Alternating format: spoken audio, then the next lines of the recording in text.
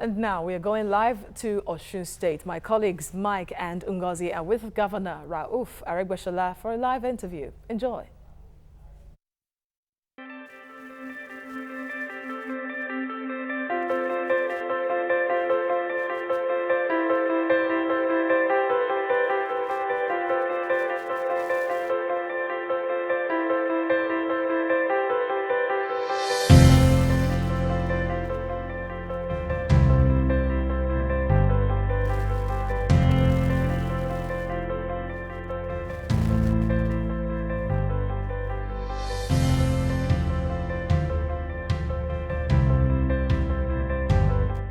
Señorita Aregbe. Okay, Jatulo Sola.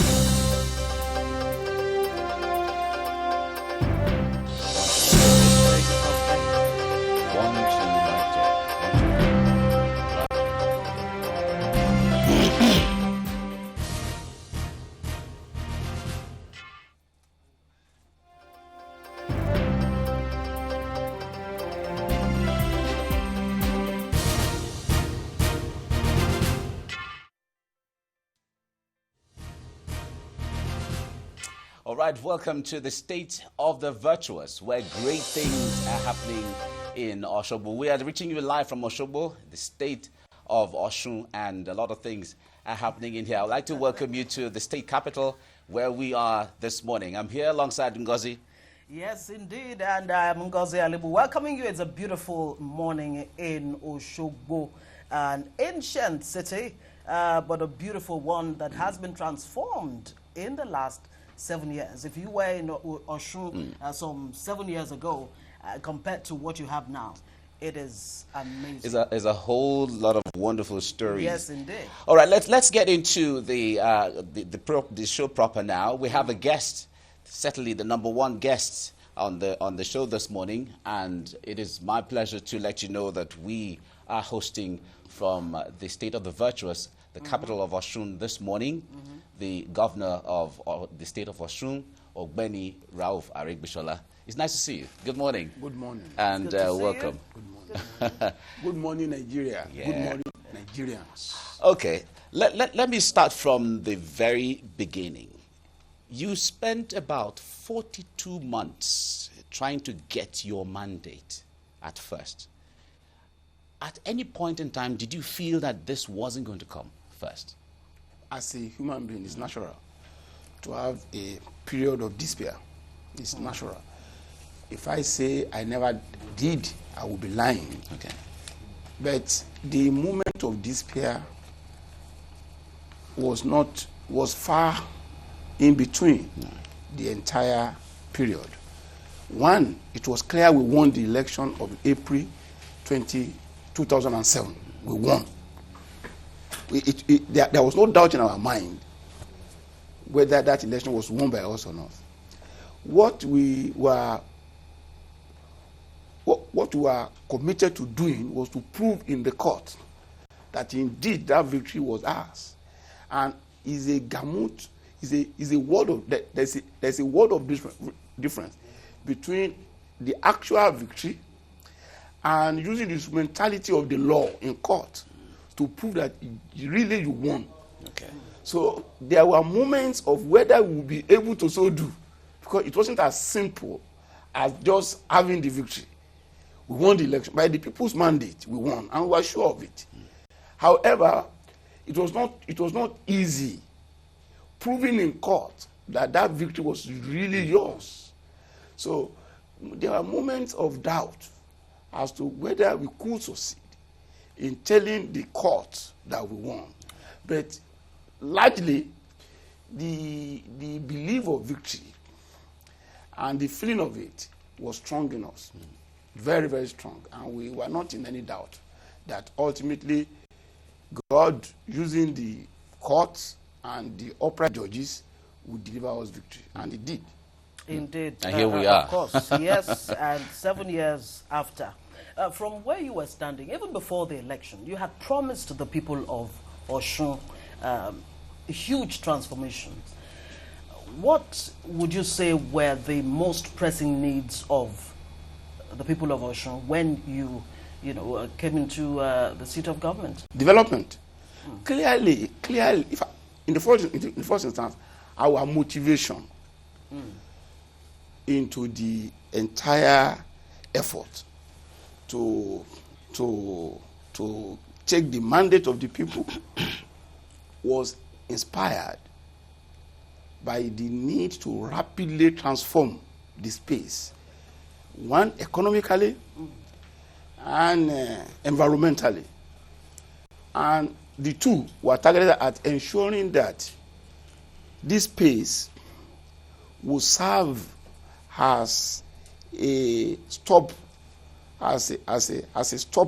point for those who would rather want to go to Lagos. Right. It was so you wanted to discourage people from trooping out? Not me. You see, a political tendency in the western part of Nigeria decided that all of us could not empty to Lagos. It would be disastrous for the people and Lagos. That's for both sides. Yes, it would be disastrous for the people of the region as well as Lagos itself. So economic prosperity, therefore, becomes a major consideration in the region. That is, every part of the region must be developed to enhance the capacity of the people, develop the space, and bring life to the region and the nation. That if this could be done, then Lagos itself will have a relief and will move phenomenally. So the motivation from day one was development of the space and the people, or the people and the space. And the space. All right. When you started at first, you came up with the 6-point integral action plan, which has to do with banishing poverty, banishing hunger, banishing unemployment, and some other programs and all of that. From this standpoint now, how far away have you banished poverty and unemployment and hunger from Osun State? Relative to what we met, we have succeeded to a very large extent. If I want to put a percentage, 70-75% in all the critical indices that we set out in 2005, because we must put it in context. Right. Yes. In 2005, we developed the pact with the people which we presented here in Osogbo, and we told the people what we would do, and it caught up with them, or it caught on with the people. So we became the doyen almost immediately. There was nowhere in Osun that we went that people would not troop out to welcome us and accept our campaigns, our promises. So, but to answer your question directly, I'm looking at 77% of our promises have been met. 77%? No, 70 to 75% of our promises, relatively. Relatively. That is, if you relate what we have today to what we met on ground, Osun of today is 75% better than Osun of 2010. In which areas would you say? All areas. There is no single area we have not recorded much the improvement and development over and above 70%. None. No area. You could even say it's more. Let me give you just one example. I did yesterday. Property value in Osogbo had increased by 900%. Whoa. Property value in Osogbo there is a road in which property value has improved by over 9,000%. Oba Aderemi. Okay. A bypass, expressway. And what is responsible for that? Road has changed the value of land. Wow. You know, in Oshogbo now, there are apartments for as much as 400,000 naira per annum. Okay. Wow, won't that chase people away from Well, that is economy. Nobody will want to hire an apartment for that much if he or she does not know he could make the money. We are the second richest state in Nigeria by a survey conducted by the Bureau of Statistics. No, by Oxford Institute. All right. Is it richest in terms of endowment, natural endowments? No. Okay. Richest by the context and quality of life, Human Development Index. We are second only to Lagos.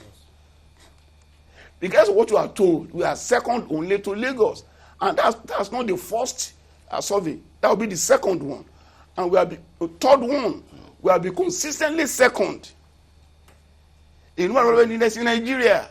So what that means is, it pays to be in Osun.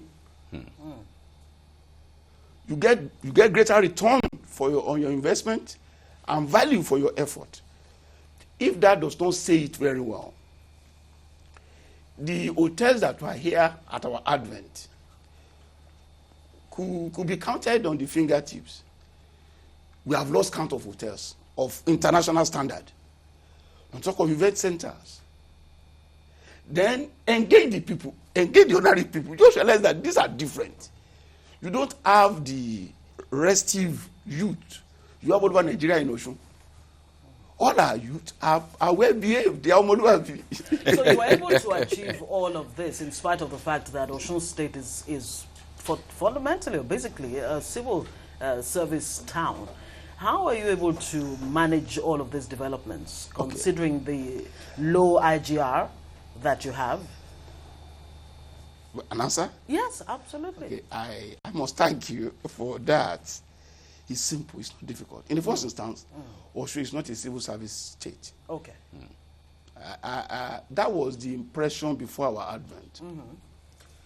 On our advent, we without even saying it, we understanding the basic character of the state, started working on that character.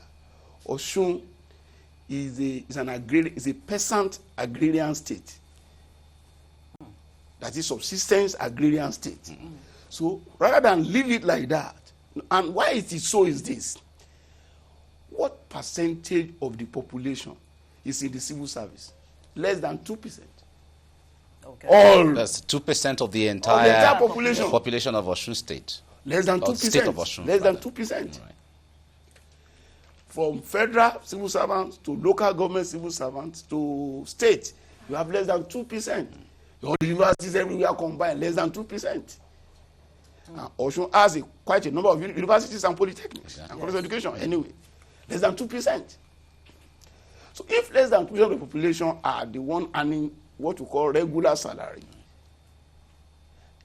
it will be totally odd for such a state to depend on their income alone. So we knew from day one that the economy survives on the peasant farmer's effort. So the economy is therefore a subsistence agrarian economy, which we must aggressively work on to develop it. So what did we do? We started by engaging the farmers, giving them credit, supporting them. Over the 7 years, we have spent 15 billion naira supporting various forms of enterprise, from farming to trading to whatever. 15 billion, and largely without interest. We bought the interest aspect as a government, and we gave money to farmers, market women, all shades of human effort in the state. That is one. We move from there to introducing programs that will enhance the productive capacity of the farmers. People look at just feeding the children as the major interest, major benefit of the school feeding program. School feeding program. Okay. The school feeding program has a huge economic value of enhancing agricultural production, because every part of the commodity used for feeding the kids is sourced locally. So it's more of a chain. It's more of a chain. From the farm to the market, everybody has one role to play. Then, to further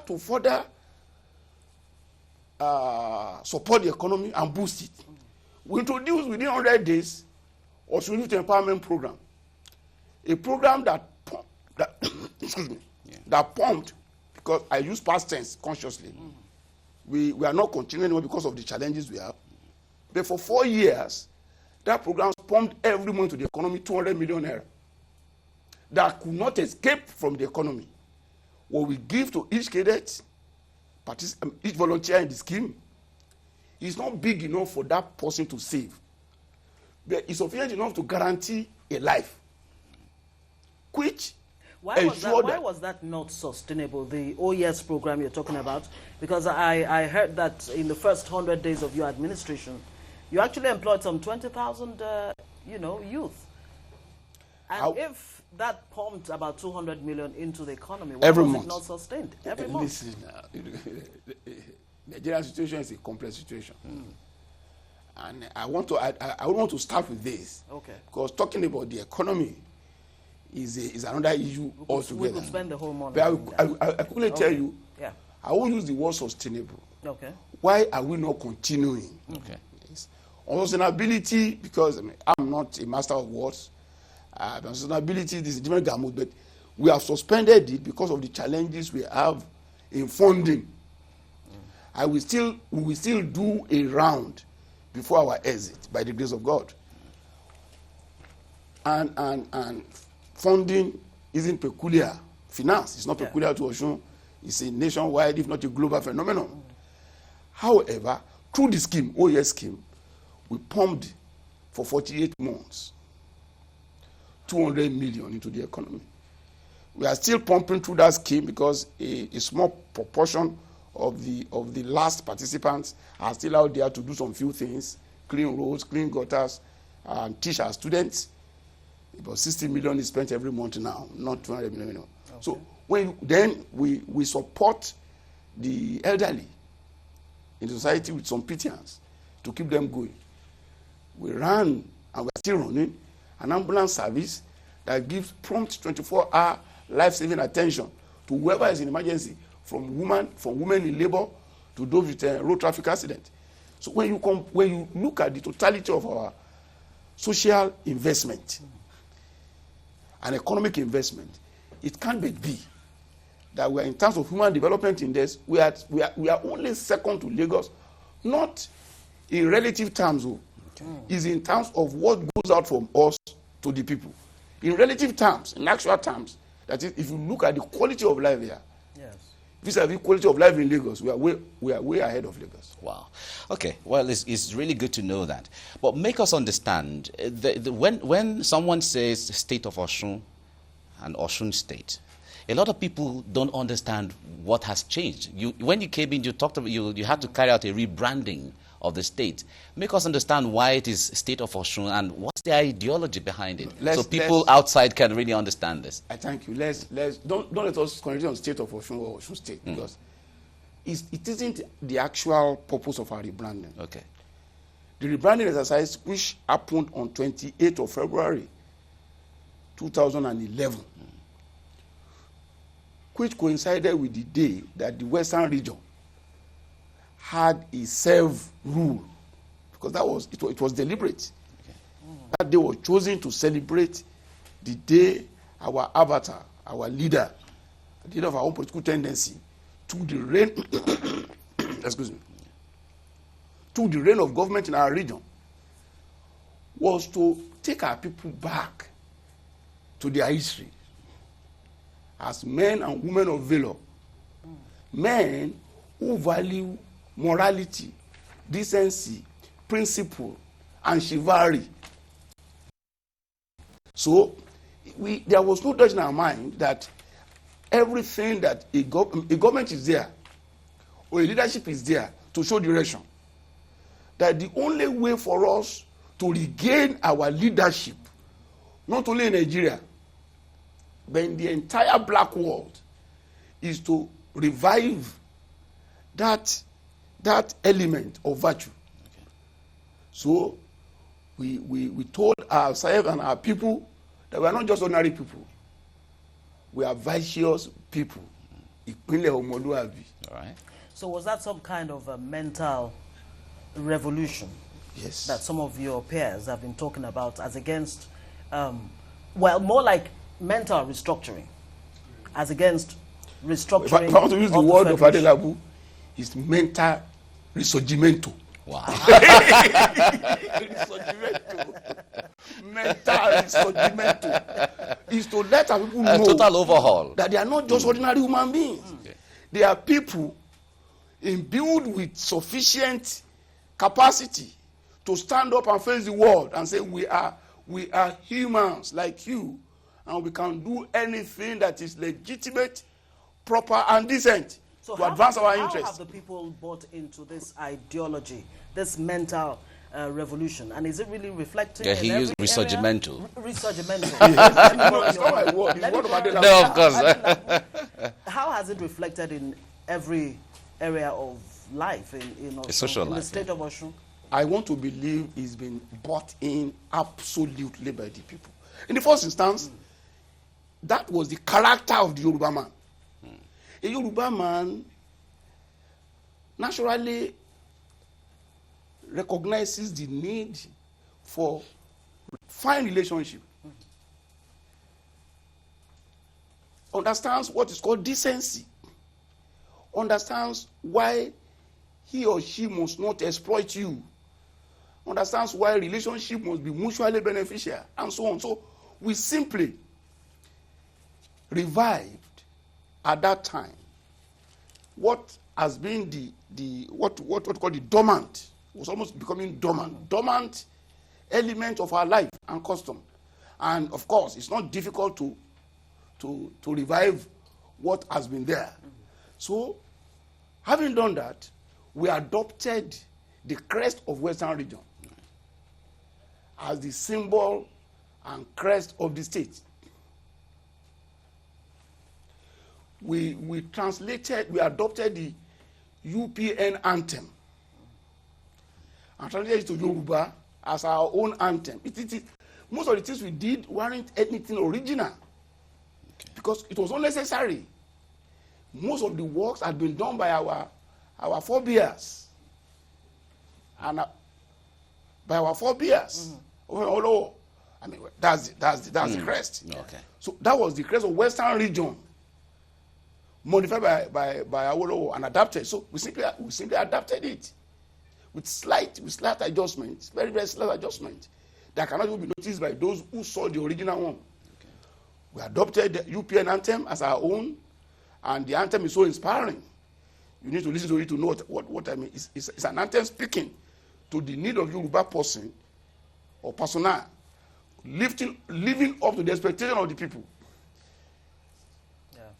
Yeah, I mean, I don't need to go through it, and if I have to go through it, last answer is about Yoruba man rising up to be the lone star in the black world. So when you put all of this together, then it naturally you will know why we must insist on what is right. Okay.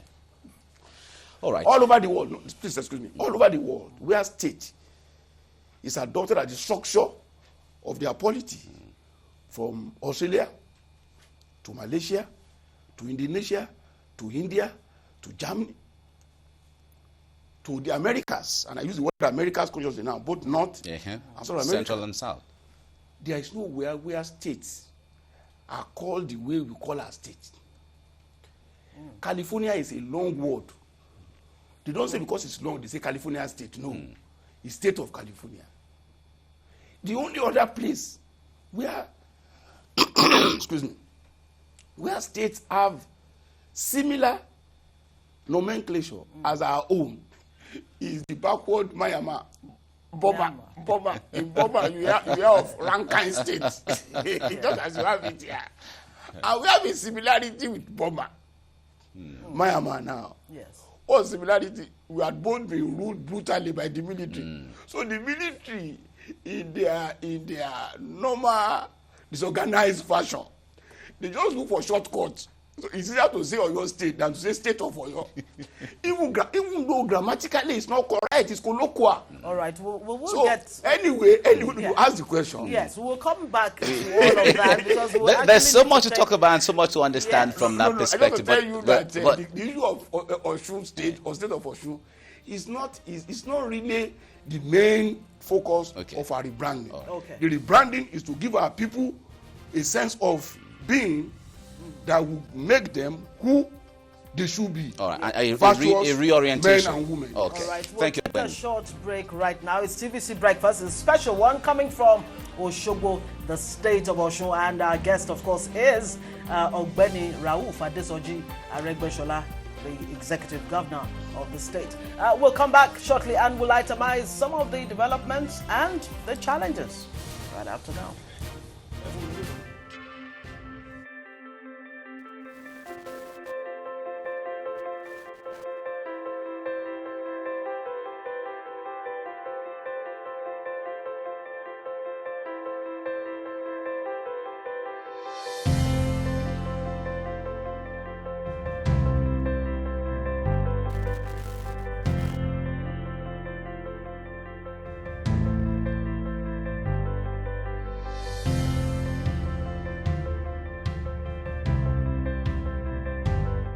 àṣeyọrí Aregbe. òkè ìjẹ̀dú ló sọ bẹ́ẹ̀. ẹ wò gbólóhùn. ẹ wò gbólóhùn.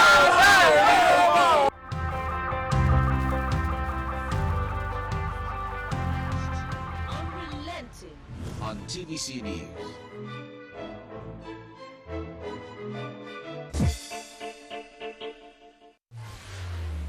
Our land has been claimed. On TVC News.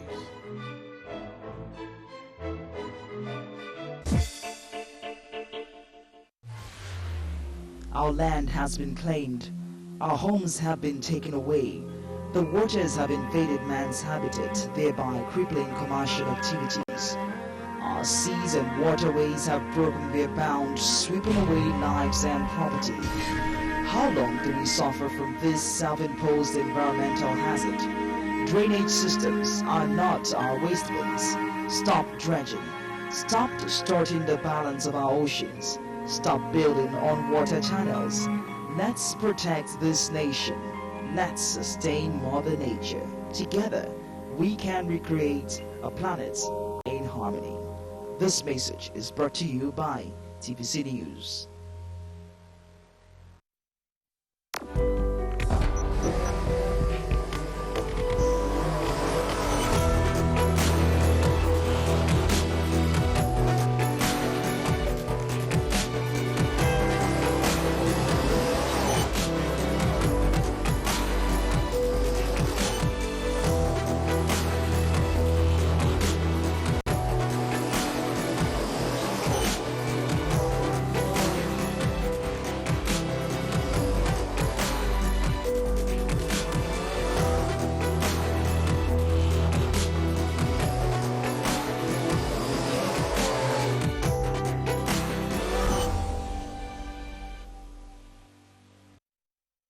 Nigeria, Africa's most populous nation, is a land of stories. She's the de facto to be the job Iyalode of Egbala.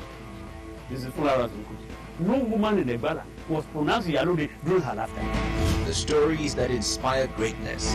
He's visually impaired, but has his sight in his mind. It was something amazing. The guy fixed that laptop within 24 hours. And the ones that make you shed tears. The boss must have seen that the truck is there, just eat it, and because the boss was carrying a heavy load of used engine and what have you, so he pushed in front and everybody in the bus just got burnt. They can't even recognize them at all. TVC News Nigeria brings uncommon stories to your living room. Sunday specials, where great stories live. It's the 10th year of TVC Communications Family Fun Fair. This 10th year is going to be fun, and more fun. Fun Fair starts on the 6th of December to the 26th of December 2017 at the TVC Communications Compound. Gate fee, 1,000 Naira. For more details, TVC Communications 10th Family Fun Fair, an unforgettable experience. All I want for Christmas is you. It is controversial. As a political party, we intend to hold on to what belongs to us. It is revealing. State chapter of the party controlled by the state governor and funded by the state governor, induced by the state governor, manipulated by the state governor.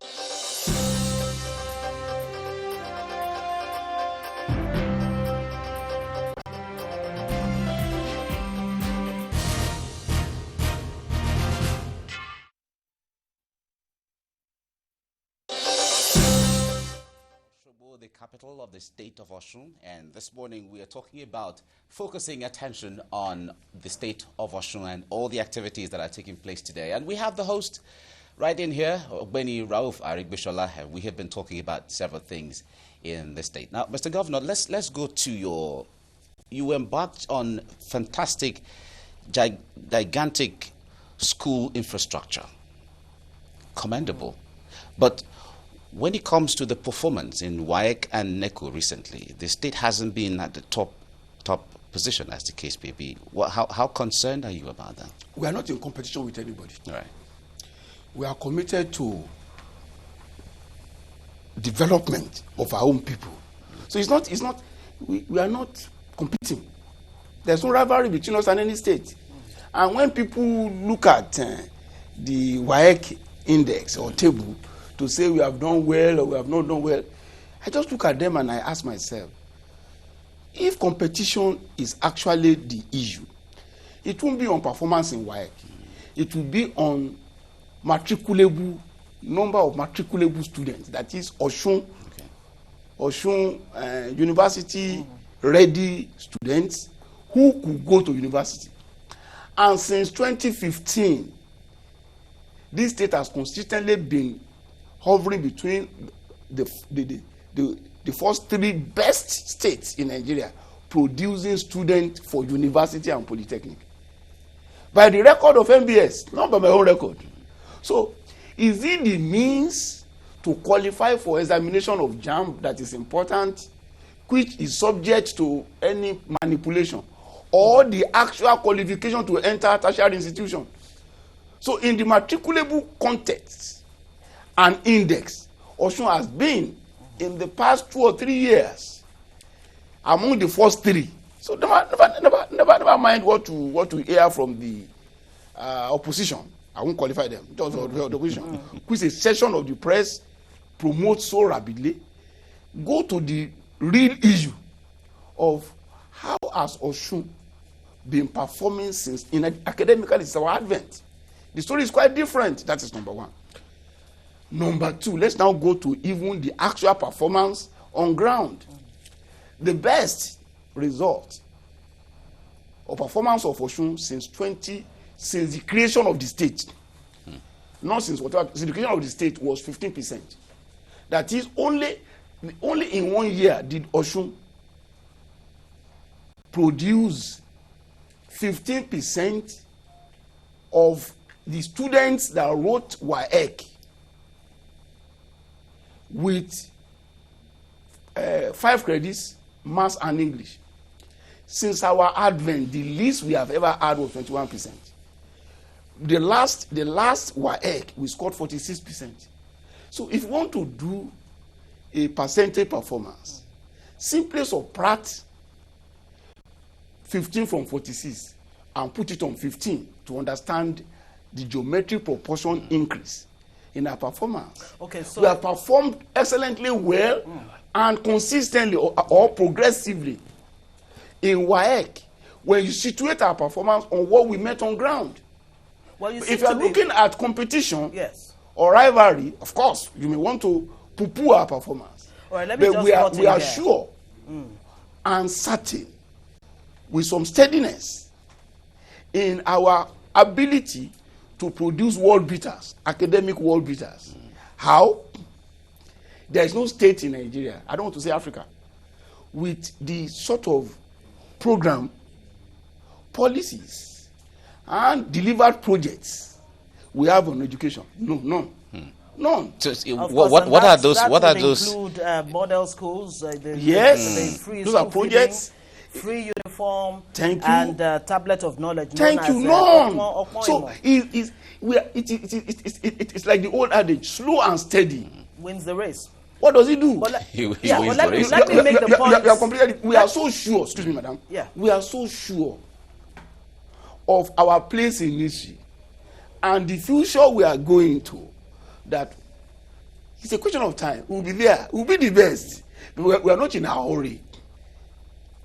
And you're not in competition. We are not in competition with anybody. We have ourselves to please, and we have ourselves to develop. We have the world to prove to that when you are not in doubt, when you are confident about yourself, nothing will ruffle you. Oh, we are confident about where we are going to be. You were quoted as saying that you have laid a 50-year foundation legacy. Yes, no, foundation. Yes. Now, it's obvious that you're very passionate about education. When anybody hears Rauf Aregbesola, the first thing that comes to their mind is the school feeding program. That's the imagery that you quickly get.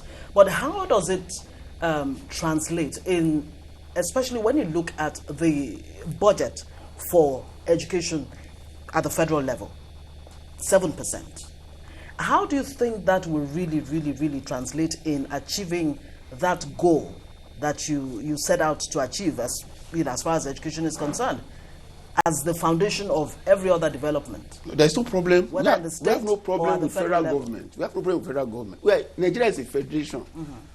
Nigeria is a federation. Yes. And what that means is that no state can use the federal performance or proposal on budget and performance on the budget as an excuse for its non-performance in the state. Nigeria, states are federating units. What that means is that they are autonomous in their own right to set agenda on every aspect of life that the Constitution has given them power to manage, and it's huge. Are you saying that your budget for education in Osun State does not reflect what obtains at What's my business with that government? At the federal level? What's my business? I have no business with that government on education. Give us an idea of what you have set aside for education in such a way that will give people I don't need to. That. I won't use percentage because it's not necessary. I will tell you why. I will tell you why. Mm-hmm.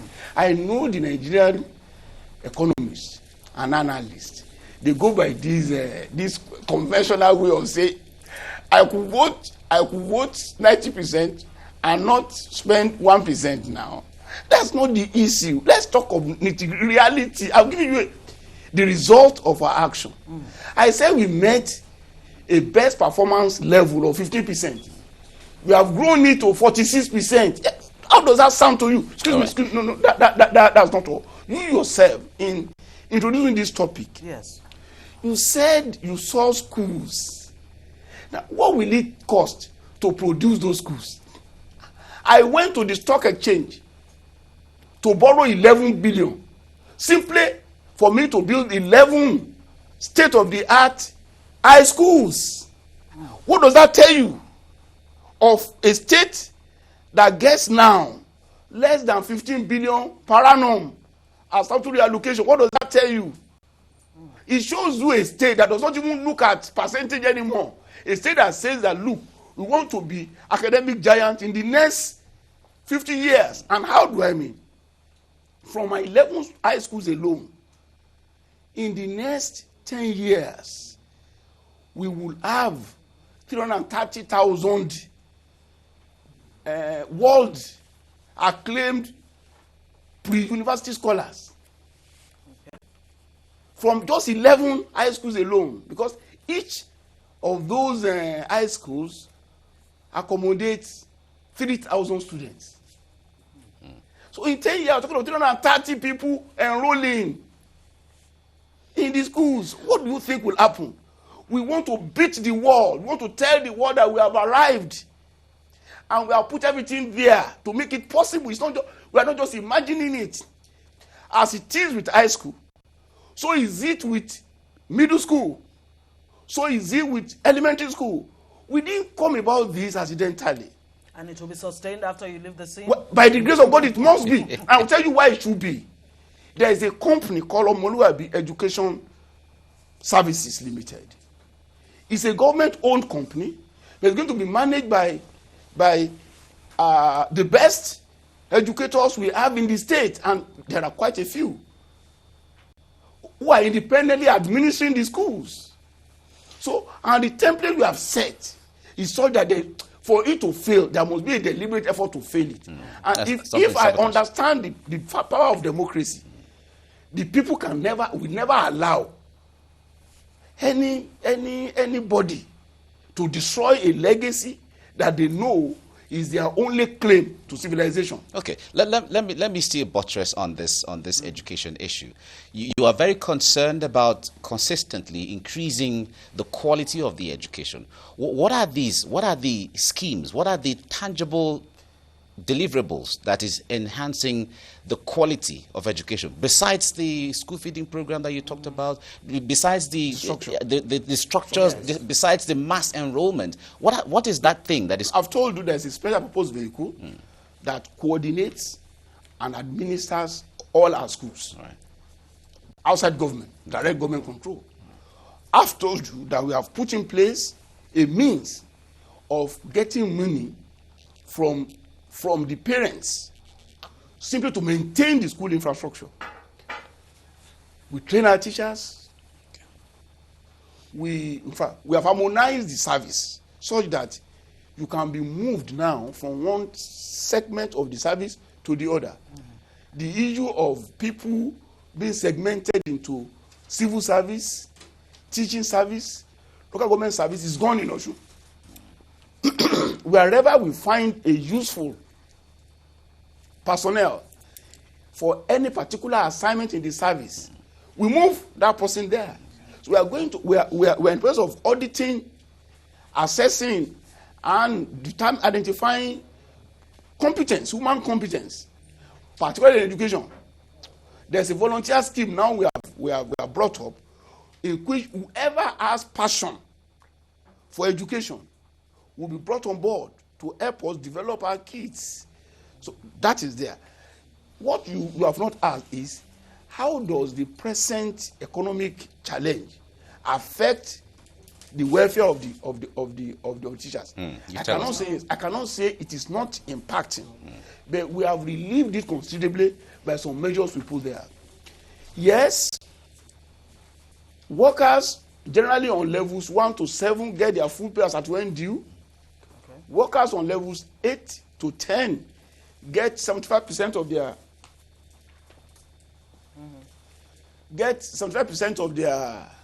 of their remuneration gross as at when due. Workers and politicians